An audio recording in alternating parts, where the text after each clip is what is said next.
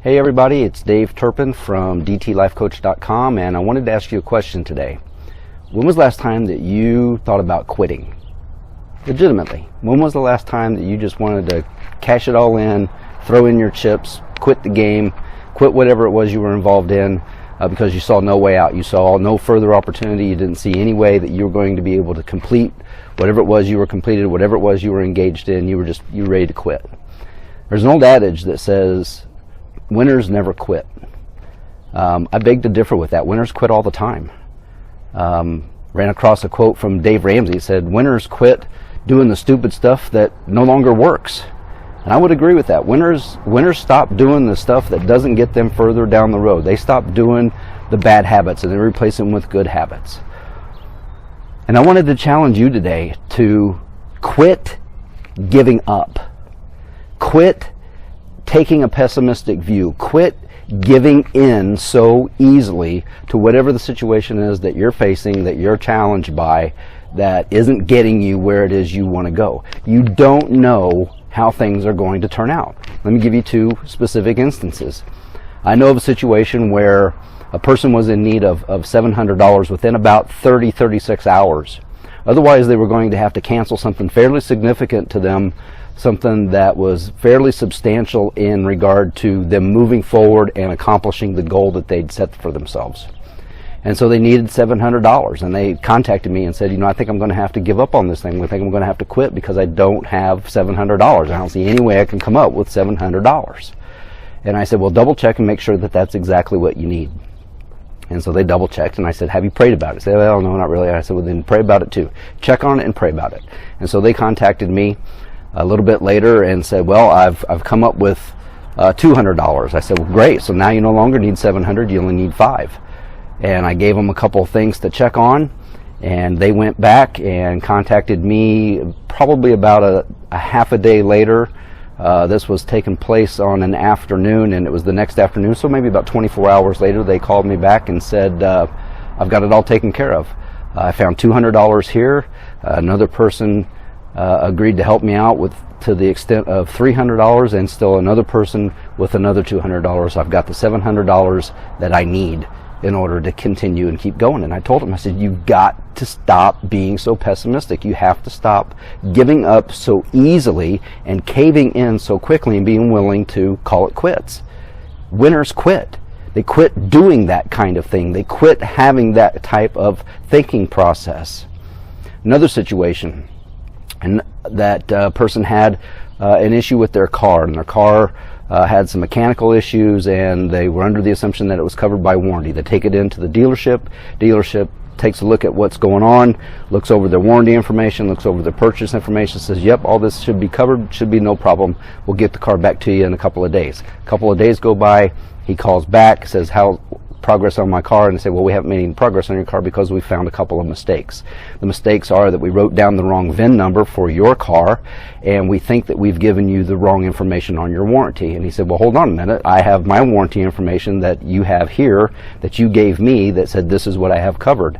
And it says that everything here is covered. And they said, oh, well, that's not exactly the case. Although this was our mistake, we've made 2 mistakes in this. So let us do some work. Let's do some background. We'll see what we can come up with. A couple more days go by. They get in contact with the warranty company. The warranty company says, nope, we're not going to cover it. We're not going to cover that situation. Should have known, whatever. We're just not going to cover it. What happened in the meantime, though, was that the dealership owner got wind of what was going on and started following the progress, started keeping track of what was going on in this situation. And lo and behold, comes back and says, you know what, the warranty company isn't going to do this, but this person has been a good customer. This person made their purchase from us. They've come to us for their service. They've put their trust. They've been in us. They've been loyal to us. We're going to extend that, and I'll pay this out of my own pocket. I'll pay for what the warranty doesn't cover. And just like that, if this person wasn't already loyal to this organization and to this company, he is now. But the point is this: you never know how things are going to work out. And when you're ready to quit, when you're ready to give in, when you're ready to throw in your chips and say, you know what, I'm done, that's usually about the time something breaks and something starts to give. And you have a choice. You can take a pessimistic attitude, or you can take a more optimistic attitude, but the choice is yours. Let me give you a biblical example. The Apostle Philip, one of the first disciples that Jesus called, was kind of a pessimist. He had experienced Jesus turning water into wine at the wedding. It was Christ's first miracle that he performed, turned water into wine so that they didn't run out of wine at the wedding banquet. A little bit later,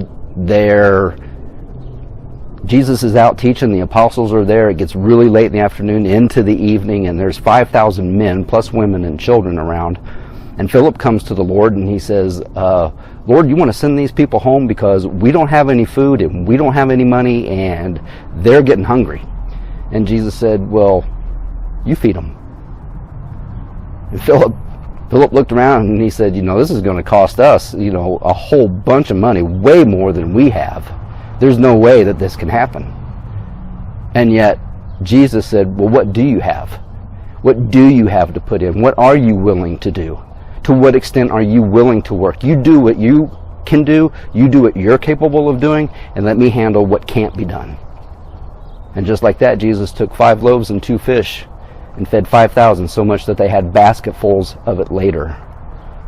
But Philip had that pessimistic attitude, even after having witnessed miracles already, even after seeing Jesus provide food for other people in another situation.